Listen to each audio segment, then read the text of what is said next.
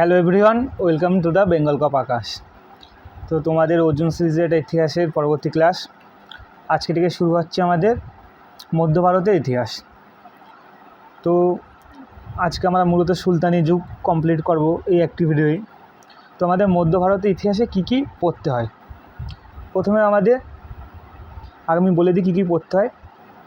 সুলতানি যুগ পড়তে হয়, মুঘল যুগ পড়তে হয়, এবং মুঘল যুগের পরবর্তী যে আমাদের মারাঠা শক্তি, তারপরে আমাদের শিখ ধর্ম এবং সুফি এরকম কিছু ধর্ম আছে, তাই সেই সম্পর্কে একটু পড়তে হয়। ব্যাস, আর কিছু গুরুত্বপূর্ণ তথ্য থাকবে। এই কটা টপিক পড়লে পিআরবির ক্ষেত্রে আমাদের মধ্য ভারতের ইতিহাস কমপ্লিট হয়ে যাবে। তো আমি টোটাল 4টে ভিডিও বানাবো এবং এর মাধ্যমে মধ্য ভারতের ইতিহাস আমি কমপ্লিট করে দেবো। আজকে সুলতানি যুগ ভিডিওটা দিলাম, এবার মুঘল যুগ আসবে এবং মুঘল যুগের পরবর্তী যে সকল ছোটোখাটো টপিক থাকবে একটা ভিডিও বানিয়ে দেবো। এবং 4 নম্বর ভিডিওটি থাকবে হলো পুরো মধ্য ভারতের ইতিহাসের গুরুত্বপূর্ণ সকল প্রশ্ন। তো আজকে আমরা সুলতানি যুগ পড়ব। এই চ্যাপ্টারে আমরা কি কি পড়ব সুলতানি যুগে। প্রথমে আমরা দেখব ভারতে বৈদেশিক শক্তি আক্রমণ করে, আরবরা আক্রমণ করে, তুর্কিরা আক্রমণ করে, সুলতান মাহমুদ আসে, মোহাম্মদ ঘুরি আসে, এই সম্বন্ধে পড়ব। এবং সুলতানি সাম্রাজ্য, টোটাল 5টি রাজবংশ আমাদের সুলতানি যুগে রাজত্ব করে। প্রথম হলো ইলোবারি তুর্কি বা দাসবংশ, স্লেভ ডাইনেস্টি, তারপরে খলজি বংশ, তারপরে তুগলক বংশ এবং সৈয়দ, এবং তার পরবর্তী 5 নম্বর মানে লোদি বংশ। তার মধ্যে দাসবংশ, খলজি বংশ, তুগলক বংশ এই দুটো একটু বড়, সৈয়দ বংশ একেবারে ছোট এবং লোদি বংশ ওরকমই ছোট। এরপরে আমাদের আসবে মুঘল এবং তারপর পরবর্তী, এইভাবে আমরা কমপ্লিট করব। তো আজকের ক্লাস শুরু হয়ে যাক। তা শুরু করার আগে তোমরা লাইক করো এবং এর যেই পিডিএফ আমার টেলিগ্রাম চ্যানেলে তোমরা পেয়ে যাবা, আর টেলিগ্রাম চ্যানেলের লিঙ্ক আমার এই ভিডিও ডেসক্রিপশানে পেয়ে যাবা। ইতিহাসের পাশাপাশি আমি স্ট্যাটিক জিকেও পড়ানো শুরু করেছি। তোমরা যদি স্ট্যাটিক জিকে ভিডিওগুলো দেখো আমি মনে করি তোমার ভালো লাগবে। তো শুরু করি আমাদের সুলতানি যুগ। সুলতানি যুগ, দিল্লির সালতানাত, সুলতান মাহমুদ। বলেছিলাম যে মাহমুদ ভারত আক্রমণ করে, সেই সুলতান মাহমুদ সম্বন্ধে মানে পড়তে হবে। আর যেটুখানি গুরুত্বপূর্ণ তথ্য দরকার আমি সেটুখানি রেখেছি। ভারতে মুসলমান আধিপত্য প্রতিষ্ঠা মাহমুদের সাফল্য অর্জন করেন। সুলতান মাহমুদ 1000 থেকে 1027 সাল পর্যন্ত ভারতে মোট 17 বার ভারত আক্রমণ করেন। তা সুলতান মাহমুদ ভারতে কত সাল থেকে কত সালের মধ্যে ভারত আক্রমণ করেন? 1000 থেকে 1027, টোটাল কত? 17 বার। কতবার? 17 বার, পরীক্ষায় এসেছে। এটা আমাদের খুবই গুরুত্বপূর্ণ। মাহমুদের জীবনের সবথেকে গুরুত্বপূর্ণ অভিযান ছিল গুজরাট অভিযান তথা সোমনাথ অভিযান। আমরা জানি সুলতান মাহমুদ এসে আমাদের সোমনাথ মন্দির ভাঙে এবং লুটপাট চালায়, এবং সুলতান মাহমুদকে আমাদের একটা বড় মাপের লুণ্ঠনকারীও বলা যেতে পারে। এটি ছিল 16তম অভিযান। কততম অভিযান? এই আমাদের সোমনাথ মন্দির 16তম অভিযান। 17 বার আক্রমণ করে, তার মধ্যে 16 বারের বার আমাদের এই সোমনাথ মন্দির আক্রমণ করে। সেটা কত সালে? 1025 সালে জানুয়ারি মাসে মাহমুদ সোমনাথ মন্দির আক্রমণ করে। তাই এর মধ্যে 1025 সাল এবং 16তম, এটা খুবই গুরুত্বপূর্ণ। 1027 সালে মাহমুদ পুনরায় ভারত আক্রমণ করেন। এটি ছিল মাহমুদের শেষ অভিযান। তিনি 1030 সালে মারা যান। মাহমুদ গাজনি অঞ্চলে সুলতান ছিলেন। সুলতান মাহমুদ কোন অঞ্চলে? গাজনি, এই জন্য ওনাকে গাজনির মাহমুদও বলা হয়। এর পরবর্তীতে আমাদের ঘড়ি। তা আমরা মাহমুদ সম্বন্ধে যেটুখানি জানা দরকার, সুলতান মাহমুদ, গাজনির মাহমুদ আমরা জেনে নিলাম। এবার মোহাম্মদ ঘুরি। ঘোর রাজ্যের রাজা মোহাম্মদ ঘুরি ভারতকে বহুবার আক্রমণ করেন। 1191 সালে তরাইনের প্রথম যুদ্ধ মোহাম্মদ ঘুরি পৃথ্বীরাজ চৌহানের মধ্যে, এই যুদ্ধে ঘুরি পরাজিত হয়। তো মোহাম্মদ ঘুরিও ভারতে আক্রমণ করে। মোহাম্মদ ঘুরির ক্ষেত্রে দুটো গুরুত্বপূর্ণ যুদ্ধ আছে আমাদের, তরাইনের প্রথম যুদ্ধ, তরাইনের দ্বিতীয় যুদ্ধ। কত সালে হয়, কার মধ্যে হয় এবং কে জয়লাভ করে, এটা জানা দরকার। এটা এখান থেকে কোশ্চেন আসে আমাদের। তো আমরা জানি পৃথ্বীরাজ চৌহান, তরাইনের প্রথম যুদ্ধ তোমরা শুনেছো পৃথ্বীরাজ চৌহান সম্বন্ধে। তা কেন শুনেছো? এই কারণে, তরাইনের প্রথম যুদ্ধ হয়েছিল কত সালে? 1191 সালে। কার মধ্যে? মোহাম্মদ ঘুরি এবং পৃথ্বীরাজ চৌহান। কে জেতে? পৃথ্বীরাজ চৌহান জিতে যায় প্রথম যুদ্ধে। আর তারপরে তার ঠিক 1 বছর পরে, মানে একবার প্রথমে 1191 সালে মোহাম্মদ ঘুরি হেরে যায়। হেরে গিয়ে আবার প্রিপারেশান নিয়ে ঠিক তার পরের বছরই আবার অ্যাটাক করে পৃথ্বীরাজ চৌহানে 1192 সালে। তরাইনের দ্বিতীয় যুদ্ধ মোহাম্মদ ঘুরি এবং পৃথ্বীরাজ চৌহানের মধ্যে। এবং ঘড়ি জয়ী লাভ হয়। তাহলে পৃথ্বীরাজ চৌহান দ্বিতীয় যুদ্ধে হেরে যায়, প্রথম যুদ্ধে জয়লাভ করে এবং মোহাম্মদ ঘুরি হেরে যায়। ঠিক তার 1 বছর পরেই প্রিপারেশান নিয়ে আবার আসে এবং মোহাম্মদ ঘুরি জয়লাভ করে পৃথ্বীরাজ চৌহানকে হেরে যায়। তারপরে কী কী হয় তোমরা জানো। তো এর থেকে একটা মোটিভেশান নেওয়া যায় যে চেষ্টা করলে জয়লাভ হয়। তরাইনের দ্বিতীয় যুদ্ধে পৃথ্বীরাজ চৌহান পরাজিত ও নিহত হয়। 1194 সালে মোহাম্মদ ঘুরি এবং জয়চন্দ্রর মধ্যে চান্দোয়া যুদ্ধ হয়। এই তরাইনের যুদ্ধে জন্য আমন্ত্রণ জানাই হলো আমাদের জয়চন্দ্র। জয়চন্দ্র কে ছিলেন? আমাদের পৃথ্বীরাজ চৌহানের আত্মীয় ছিলেন। ফলে বিশ্বাসঘাতক করেন, কিন্তু বিশ্বাসঘাতকের শেষ কমা হয় না। মোহাম্মদ ঘুরি এই জয়চন্দ্রকে আক্রমণ করে। কত সালে? 1194 সালে। এই যুদ্ধ জয়চন্দ্র পরাজিত হয় এবং নিহত হয়েছিল, মারা যান। এরপর ঘুরি কনৌজ দখল করেন। ঘুরির প্রধান সেনাপতি ছিলেন কুতুবুদ্দিন আইবক। এবার ঘুরি চলে যায় আবার এবং কুতুবুদ্দিন আইবককে ভারতে রেখে যায়। এবং কুতুবুদ্দিন আইবক আমাদের দিল্লির সুলতানি বংশে প্রথম বংশ চালু করে দিল্লি সালতানাতের, সেটি আমাদের দাস বংশ। কেন বলা হয় দাস বংশ? কারণ এরা ছিল দাস। দাস মানে হলো আগে যে দাস প্রথা চলতো, মানুষ কিনে তাদের সেবক করে রাখা, সেই দাসটা ছিল বলে রাজারা ছিল, সেই দাস হলো কুতুবুদ্দিন। এই কুতুবুদ্দিন এবং তার পরবর্তী যারা রাজা হয় তারা দাস ছিল। ফলে এই বংশকে ইলোবালি তুর্কি বা দাস বংশ বলি। এখানে আমি 5টি বংশ যা পরপর আমরা এখন পড়ব সেটা আমি তোমাদের দিয়ে দিচ্ছি এবং সালও দিয়ে দিয়েছি, এবং পাশে যে গুরুত্বপূর্ণ তথ্য সেটাও দিয়ে দিচ্ছি। এভাবে তোমরা কোথাও পাবা না, আমি এগুলো নিজে হ্যান্ডরিটেন নোটস থেকে PDF বানিয়েছি বলে তোমরা সুন্দরভাবে পড়তে পারছো। দিল্লি সুলতানির শাসন হয় 1206 সাল থেকে 1526 সাল পর্যন্ত। 1206 থেকে 1526 টোটাল এই 5টা রাজবংশের সময়কাল। দাসবংশ 1206 থেকে 1290। এই দাসবংশটা খুব গুরুত্বপূর্ণ, এই সালটা পরীক্ষা আসে। খলজি বংশ 1290 থেকে 1320। আমরা আলাউদ্দিন খলজি সম্বন্ধে পড়েছি, তো আমরা পড়বো আরও ভালো করে, খলজি বংশ এখন পড়ব। সবচেয়ে কম দিন রাজত্ব করে, এটা পরীক্ষা আসে, দেখে যেগুলো পরীক্ষায় আসে আমি সব তথ্য আমি তোমাদের দিয়ে দিচ্ছি। তো সবচেয়ে কম দিন রাজত্ব করে কোন বংশ? খলজি বংশ। তুগলক বংশ 1320 থেকে 1441। সবচেয়ে বেশি দিন রাজত্ব করে। এবার আসে সৈয়দ বংশ 1441 থেকে 1451 এবং লোদি বংশ 1451 থেকে 1526। এর মধ্যে সবথেকে বেশি দিন রাজত্ব করে কোন বংশ? তুগলক বংশ। সবথেকে কম দিন রাজত্ব করে খলজি বংশ। এবার দাস বংশ শুরু হয়ে গেল আমাদের দাস বংশ। 1206 থেকে 1290 আমরা আগে পড়েছি। প্রতিষ্ঠাটা কে? কুতুবুদ্দিন আইবক। মোহাম্মদ ঘুরি তার সেনাপতি কুতুবুদ্দিন আইবককে যখন ভারতে রেখে যান, কুতুবুদ্দিন আইবক আমাদের এই দাস বংশের প্রতিষ্ঠা করেন। শ্রেষ্ঠ সুলতান ইলতুৎমিশ বা গিয়াসউদ্দিন বলবন, দুটোর মধ্যে কনফিউশন আছে। শেষ সুলতান কৈকবাদ। এর মধ্যে তোমাদের প্রতিষ্ঠাটা দাস বংশের প্রতিষ্ঠাকে কুতুবুদ্দিন আইবক বারবার পরীক্ষায় আসে এবং শেষ সুলতানটাও আসে কৈকবাদ। এবার আমরা কুতুবুদ্দিন আইবক সম্বন্ধে একটু পড়ব। তা কুতুবুদ্দিন আইবক নিঃসন্তান মোহাম্মদ ঘুরির মৃত্যুর পর তার অনুগত কৃতদাস ও প্রধান সেনাপতি কুতুবুদ্দিন আইবক দিল্লির সিংহাসন দখল করেন এবং দিল্লিতে তিনি সুলতানি সাম্রাজ্যের সূচনা করেন। 1206 সালে তিনি দাস বংশে প্রতিষ্ঠা করেন। আইবক শব্দের অর্থ হলো দাস, তাহলে কুতুবুদ্দিন আইবক, এর আইবক মানে হলো দাস বা স্লেভ।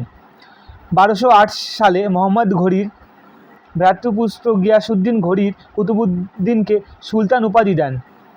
কুতুবুদ্দিনকে লাক্সবাক্স বলা হয়, তাই সুলতান এবং লাক্সবাক্স কার উপাধি? কুতুবুদ্দিন আইবক। তার মধ্যে লাক্সবাক্সটা খুবই গুরুত্বপূর্ণ। সুফিসান কুতুবুদ্দিন বখতিয়ার কাকির স্মরণে তিনি 238 ফুট উচ্চতা কুতুব মিনার দিল্লিতে স্থাপন করার কাজ শুরু করেন। তা কুতুব মিনার কে নির্মাণ করেন? কুতুবুদ্দিন আইবক। আর কে কমপ্লিট করে? আমরা পরবর্তীতে পড়ব ইলতুৎমিশ। তাহলে কুতুবুদ্দিন মিনার কে তৈরি করে? কোশ্চেনে থাকলে আমাদের হবে কুতুবুদ্দিন আইবক। তিনি কীভাবে মারা যান এটা পরীক্ষা আসে। 1210 সালে পোলো অর্থাৎ চৌগান, আমরা পারসিক চৌগান বলি, আমরা যে পোলো খেলতে গিয়ে ঘোড়ার পিঠ থেকে পড়ে কুতুবুদ্দিন মারা যান। তা পোলো খেলতে গিয়ে কুতুবুদ্দিন আইবক মারা যান। পরবর্তীতে কুতুবুদ্দিনের মৃত্যুর পর দিল্লির সিংহাসনে বসেন তার পালিত পুত্র আরাম শাহ, কিন্তু তিনি অযোগ্য ছিলেন, তাই তাকে সরিয়ে কুতুবুদ্দিনের জামাতা ইলতুৎমিশ দিল্লির সিংহাসন দখল করেন। এবার ইলতুৎমিশের পর্ব, তা কুতুবুদ্দিন আইবক এর পরবর্তীতে ইলতুৎমিশ। কে ছিল? জামাতা ছিল ইলতুৎমিশ। তিনি 1211 সালে সিংহাসনে বসেন। 1216 সালে তাজউদ্দিন ইলদুজ এবং ইলতুৎমিশের মধ্যে যুদ্ধ হয়, এটা ইম্পর্ট্যান্ট না। তরাইনের তৃতীয় যুদ্ধ হয়, এই যুদ্ধে তাজউদ্দিন পরাস্ত হয়েছিলেন। 1221 সালে ইলতুৎমিশের আমলে মোগল নেতা চেঙ্গিস খাঁ ভারত আক্রমণ করে। খুবই গুরুত্বপূর্ণ, খুবই গুরুত্বপূর্ণ। যখন চেঙ্গিস খাঁ ভারতে আক্রমণ করে তখন কোন সুলতানি বংশের কোন রাজা সিংহাসনে বসেছিলেন? ইলতুৎমিশ। কত সালে আক্রমণ করে চেঙ্গিস খাঁ? 1221। মুখস্থ রাখতে হবে এগুলো। ইলতুৎমিশ উপাধি কী ছিল? সুলতানি আজম। ইলতুৎমিশ আরও ইম্পর্টেন্ট 40 চক্র এবং বা বন্দেগান-ই চাহেলগানি প্রতিষ্ঠা করেন। 40 চক্র জিনিসটা কী ছিল? 40 জন আমাদের নোবেলস, অর্থাৎ আমাদের যেমন IAS IPS এখন, তেমন রাজাদের এই 40 জন কর্মী থাকতো। গুরুত্বপূর্ণ কাজ এরা করতো রাজার। তিনি ইকতা প্রথা চালু করেন, খুবই গুরুত্বপূর্ণ। কে চালু করে? ইকতা প্রথা চালু করেন ইলতুৎমিশ। ইকতার শাসকদের ইকতাদার বলা হয়। ইলতুৎমিশ তাম্রমুদ্রা জিতল ও রৌপ্যমুদ্রা টঙ্কা চালু করেন। তিনি কুতুব মিনারের নির্মাণ কাজ শেষ করেন। তার কুতুব মিনারের কাজ কে চালু করে? কুতুবউদ্দিন আইবক। এবং এই কাজটি কে সম্পূর্ণ করেন? ইলতুৎমিশ। 1236 সালে ইলতুৎমিশের দেহত্যাগ করেন। এবার দুটো কোশ্চেন এখান থেকে আসে। সুলতানি সাম্রাজ্যের প্রতিষ্ঠা কাকে বলে? সুলতানি সাম্রাজ্যের প্রকৃত প্রতিষ্ঠা কাকে বলে? সুলতানি সাম্রাজ্যের প্রতিষ্ঠাতা কুতুবউদ্দিন আইবক। সুলতানি সাম্রাজ্যের প্রকৃত প্রতিষ্ঠাতা ইলতুৎমিশ। বলে দিলাম, তোমাদের এইভাবে কোশ্চেন কনফিউশন করাবে। সুলতান রাজিয়া। ইলতুৎমিশের পরে সিংহাসন দখল করে সুলতান রাজিয়া। টোটাল 4 বছর রাজত্ব করে, 1236 থেকে 1240 সাল পর্যন্ত। তাদের 4 বছরের রাজত্ব। প্রথম ও একমাত্র মহিলা মুসলিম শাসক। দিল্লির সুলতানাতের প্রথম এবং একমাত্র মহিলা শাসক কে ছিলেন? PRB কোশ্চেন করা হয়ে গেছে বেঙ্গল পুলিশে। সুলতান রাজিয়া। তিনি 4 বছর শাসন করেন। ইলতুৎমিশের পুত্র রুকউদ্দিন ফিরোজ নিহত হলে দিল্লির সিংহাসনে বসেন রাজিয়া। রাজিয়া হলেন প্রথম দিল্লির মহিলা সুলতান। ঠিক এইভাবেই পরীক্ষায় কোশ্চেন তোমাদের এসেছিল। এবার আসছেন গিয়াসউদ্দিন বলবন। সে উনি অনেক রিফর্ম করে। তার আসল নাম কি? উলুগ খাঁ। গিয়াসউদ্দিন বলবন 40 চক্রের একজন ছিলেন, মানে 40 যে চক্র নোবেলস ছিল তাদের মধ্যে একজন ছিলেন গিয়াসউদ্দিন বলবন। তিনি 40 চক্র ধ্বংস করেন, নিজে ছিল, ফলে বুঝতে পারতো যে ভিতরে কী কাজ বাজ। কারণ 40 চক্র রাজাকে দুর্বল করার চেষ্টা করতো, কারণ বেশিরভাগ ক্ষমতা তাদের কাছে ছিল। তার চেয়ে তো রাজা হেঁটে যাক। ওই জন্য যেহেতু বলবন নিজে 40 চক্রের সদস্য ছিল, ফলে সে জানতো ভিতরের বিষয়। ওই জন্য সবার প্রথমে রাজা হওয়ার পর 40 চক্রকেই সমাপ্ত করে। বলবন ইলোবারি তুর্কি গোষ্ঠীর লোক ছিলেন। বলবন সিজদা, সিংহাসনের সামনে নত হওয়া। পাইবস, সুলতানের পদচুম্বন প্রথা চালু করে। সিজদা পাইবস প্রথা কে চালু করে? গিয়াসউদ্দিন বলবন। কেন চালু করে? এই আমরা পড়লাম রাজিয়ার পর আসলো। তো এই সময় না সুলতান যে সিংহাসনে বসতো সে আমলে রাজবংশে, তাদের সেভাবে কোনো আস্তে আস্তে সব ক্ষমতা 40 চক্রের কাছে চলে আসে। সেভাবে রাজাটা কার্টুনের মতো পরিণত হয়েছিল। ফলে রাজা সেটাকে প্রতিষ্ঠা করার জন্য এই রিফর্মগুলো আমাদের বলবন করে। কি করে? সিজদা, সিংহাসনের সামনে নত হওয়া, রাজাকে সম্মান দেওয়া, রাজার আবার ইমেজ বাড়বে। পাইবস, সুলতানের পদচুম্বন করা, মানে পায়ে এসে চুমু খাওয়া। এগুলো করলে কি? রাজা সেটা বোঝানোর জন্য, আর কিছুই না। ফলে অনেক রিফর্ম করেন তিনি রক্ত ও লৌহ নীতি গ্রহণ করেছিলেন। পারস্যের উৎসব নরজ উৎসব তিনি শুরু করেন। VBI নরজ উৎসব কে চালু করে? গিয়াসউদ্দিন বলবনের মৃত্যুর পর সিংহাসনে বসেন তার পুত্র কৈকবাদ ছিলেন দাসবংশের শেষ সুলতান। তো বোঝা গেল দাসবংশ আমাদের এখানে কমপ্লিট হয়ে গেল। এবার আসে আমাদের খলজি বংশ। জালালউদ্দিন খলজি প্রতিষ্ঠাতা ছিলেন। শ্রেষ্ঠ সুলতান আমরা জানি আলাউদ্দিন খলজি, আর শেষ সুলতান মোবারক খলজি। এবং জালালউদ্দিন খলজি সম্বন্ধে সেভাবে আমাদের কিছু পড়তে হয় না, কিন্তু আলাউদ্দিন খলজি সম্বন্ধে আমাদের বিস্তারিত পড়তে হয়। খলজি বংশের প্রতিষ্ঠাতা কে ছিলেন? জালালউদ্দিন খলজি, শ্রেষ্ঠ সুলতান আলাউদ্দিন খলজি এবং শেষ সুলতান মোবারক খলজি। সব এক জায়গায় আমি লিখে দিয়েছি যাতে তোমাদের পড়তে সুবিধা হয়। জালালউদ্দিন খলজি বংশের প্রতিষ্ঠা জালালউদ্দিন খলজি। মানব জাতির অভিশাপ বলা হয় চেঙ্গিস খাঁকে। আলাউদ্দিন খলজি, খালি জালালউদ্দিন খলজি সম্বন্ধে এটুকুনি জানতে হবে যে আমাদের প্রতিষ্ঠাতা কে ছিলেন খলজি বংশে? জালালউদ্দিন খলজি, ব্যাস, আর কিছু না।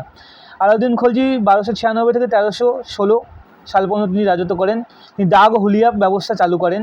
আলাউদ্দিন খলজি প্রথম রেশনিং ব্যবস্থা চালু করেন। VBI রেশনিং সিস্টেম কে চালু করে? আলাউদ্দিন খলজি।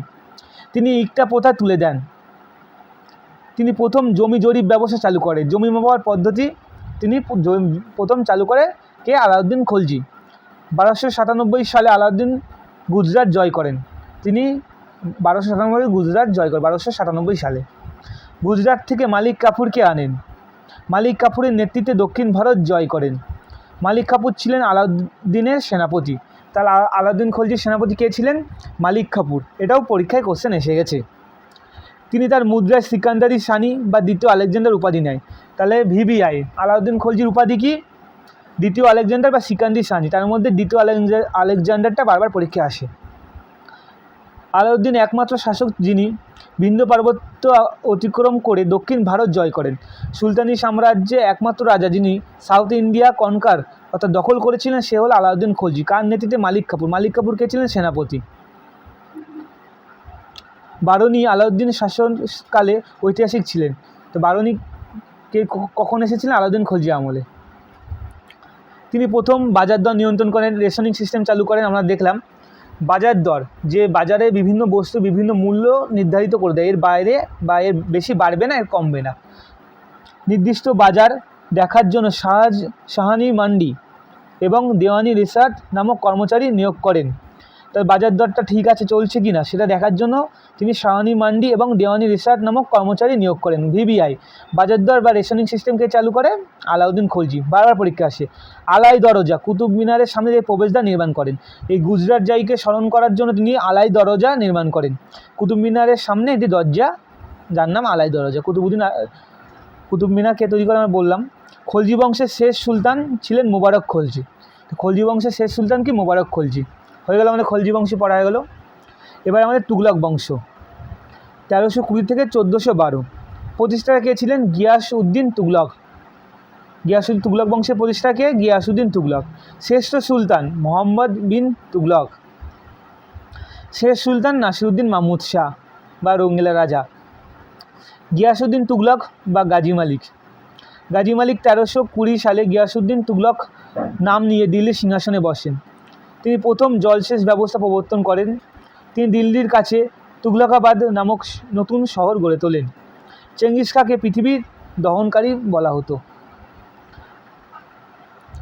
তুগলক বংশের প্রতিষ্ঠাকে গিয়াসউদ্দিন তুগলক, এটাই গুরুত্বপূর্ণ সবথেকে। মোহাম্মদ বিন তুগলক বা জুনা খাঁ, আসল নাম হলো জুনা খাঁ। 1327 সালে মোহাম্মদ বিন তুগলক তার রাজধানী দিল্লি থেকে 700 মাইল দূরে দেবগিরিতে স্থানান্তর করেন এবং নাম দেন দৌলতাবাদ। প্রায় 2 বছর পর পুনরায় তিনি দিল্লিতে রাজধানী ফিরিয়ে আনেন। আমরা জানি মোহাম্মদ বিন তুগলককে আমরা পাগলা রাজা বলি। কেন? তিনি দিল্লি থেকে রাজধানী সাউথ ইন্ডিয়ায় মাঝখানে, যে ভারতের মাঝখানে তিনি দেবগিরিতে স্থানান্তর করেন। তা খালি রাজধানী স্থানান্তর করেননি, দিল্লিতে যারা লোক ছিল তাদেরকেও ধরে বেঁধে তিনি দেবগিরিতে নিয়ে যান। অনেকে যারা বয়স্ক লোক যারা যেতে পারেন তাদেরকে রাস্তায় গুলি করে মারে, অনেক এরকম কাজ করেছিলেন। ওই জন্য ওনাকে বিকৃত মস্তিষ্ক বা পাগলা রাজা বলা হয়। তিনি স্বর্ণ রৌপ্য সংকটের জন্য চীনের কুলবাই খাঁর অনুকরণে 1329 সালে তামার মুদ্রা প্রচলন করেন। এই মুদ্রার নাম ছিল দোকানি। ফলে এই দোকানি প্রচুর পরিমাণে কপি করা হয় এবং অর্থনৈতিক ব্যবস্থা তুগলক আমলে, মোহাম্মদ বিন তুগলক আমলে ভেঙে পড়ে। তিনি কৃষি উন্নতির জন্য পাতি জমি উদ্ধারের জন্য আমিরি কোহি নামে একটি কৃষি বিভাগ তৈরি করেন। ঐতিহাসিক এলিফ্যান্ট স্টোন, ফিরিসটা এবং বারণী মোহাম্মদ বিন তুগলককে বিক্ষিপ্ত মস্তিষ্ক, আমি যেটা বলেছি আগে, বা পাগলা রাজা বলেছেন। কে বলে পাগলা রাজা? Elephant stone. এটা খুব গুরুত্বপূর্ণ। তা এটা গুরুত্বপূর্ণ জিনিস হলো মোহাম্মদ বিন তুগলক কিন্তু প্রচণ্ড শিক্ষিত ছিলেন। ফলে শিক্ষার সাথে রাজ্য পরিচালনার যে কোনো সম্পর্ক নেই, তা মোহাম্মদ বিন তুগলককে দেখে বোঝা যায়। আকবর, আমরা যা মোগল যুগে পড়ব, তিনি নিজের নাম লিখতে পারতেন, অশিক্ষিত কিন্তু সুন্দরভাবে রাজত্ব চালায়। আলাউদ্দিন খলজি সুন্দরভাবে রাজত্ব চালান, তিনিও নিরক্ষর ছিলেন। আর মোহাম্মদ বিন তুগলক কিন্তু প্রচণ্ড শিক্ষিত ছিলেন। তার রাজত্বকালে ফারুকউদ্দিন মুবারক শাহ ও ইলিয়াস শাহ বাংলার স্বাধীনভাবে রাজত্ব শুরু করেন। কিতাবুল রাহেলা লেখক মোরক্কোর পর্যটক ইবন বতুতা। ইবন বতুতা কার আমলে আসে? মোহাম্মদ বিন তুগলকের আমলে। তার লেখা বই কিতাবুল রাহেলা পরীক্ষায় 2-3 বার এসে গেছে, double star. Ibn Battuta Muhammad bin Tughlaq রাজত্বকালে ভারতে আসেন। মোহাম্মদ বিন তুগলকের আসল নাম কী ছিল? জুনা খাঁ। এর পরবর্তীতে ফিরোজ শাহ তুগলক। এরপরে মোহাম্মদ বিন তুগলকের পরে রাজত্বে আসেন ফিরোজ শাহ তুগলক। তিনি কৃতদাসের দেখাশোনার জন্য দেওয়ানি বন্দেগান নামে এই দপ্তর গড়েন। 1331 সালে তিনি নগর কোট জয় করেন এবং জ্বালামুখী মন্দির লুণ্ঠন করেন। তিনি পূর্বে প্রচলিত 23 প্রকার কর বন্ধ করে 4 প্রকার কর চালু করেন। সেই 4 প্রকার কর সম্বন্ধে আমার সেভাবে জানা লাগে না, কিন্তু নামটা তোমরা জেনে নেওয়া উচিত। খরাজ কিসের পর লাগতো? ফসল কর। খামস লুণ্ঠিত দ্রব্যর উপর লাগতো। জাকাত দরিদ্রদের দান। জিজিয়া অমুসলমানদের উপর, যে মুসলিম না তাদেরকে কর দিত, সেই করের নাম কি? জিজিয়া। জিজিয়াটা বেশি গুরুত্বপূর্ণ। তিনি কৃষকদের জন্য তাকভি নামক ঋণ চালু করে, কৃষি ঋণ, কৃষকদের জন্য ঋণ। এই ফিরোজ শাহ তুগলককে আমাদের আকবরও বলা হয়, সুলতানি যুগের আকবর। তিনি বেকারদের চাকরির জন্য কর্মনিয়োগ দপ্তর স্থাপন করেন। দরিদ্র অর্থ সাহায্যের জন্য দেওয়ানি খায়রাত তৈরি করেন। ফিরোজ শাহ তুগলক নিজে আত্মজীবনী লেখেন, তার নাম দেন ফুতোই ফিরোজ শাহী। তো ফিরোজ শাহ তুগলক নিজের অটোবায়োগ্রাফি রচনা করেন, তার নাম দেন ফুতোই ফিরোজ শাহী। ফিরোজ শাহ তুগলক সুলতানি যুগের আকবর বলা হয়। VVVI কোশ্চেন, বারবার পরীক্ষা আসে, সুলতানি যুগের আকবর কাকে বলা হয়? ফিরোজ শাহ তুগলক। কেন? তিনি মন্দির ভাঙা সত্ত্বেও বিভিন্ন সামাজিক প্রকল্প চালায়, যেমন কর্মনিয়োগ দপ্তর, মানে একটু ভালো ছিল, ওই জন্য ওকে সুলতানি যুগের আকবর বলা হয়। নাসিরউদ্দিন মাহমুদ শাহ হলেন তুগলক বংশের শেষ সুলতান। এবার যখন নাসিরউদ্দিন মাহমুদ শাহ সিংহাসনে ছিলেন, তখন তৈমুরলং ভারত আক্রমণ করে। কত সালে? 1398 সালে ভারত আক্রমণ করেন। সেই সময় দিল্লির রাজাকে নাসিরউদ্দিন মাহমুদ শাহ, তিনি তুগলক বংশের শেষ শাসক। 1399 সালে তিনি ভারত ত্যাগ করেন। তৈমুরলং আক্রমণ করে দিল্লিতে, তুগলক বংশ ছিল। তৈমুরলং সমরখন্দ অঞ্চলের বাসিন্দা। তাই তৈমুরলং থেকে যা যা কোশ্চেন হয় আমি এক জায়গায় লিখে দিলাম। এবার আসছে আমাদের তুগলক বংশ শেষ। এবার সৈয়দ ও লোদি, আর বেশি বাকি নেই। সৈয়দ বংশ 1414 থেকে 1451। সৈয়দ বংশে একটাই কোশ্চেন আসে, প্রতিষ্ঠাতাকে খিজির খা।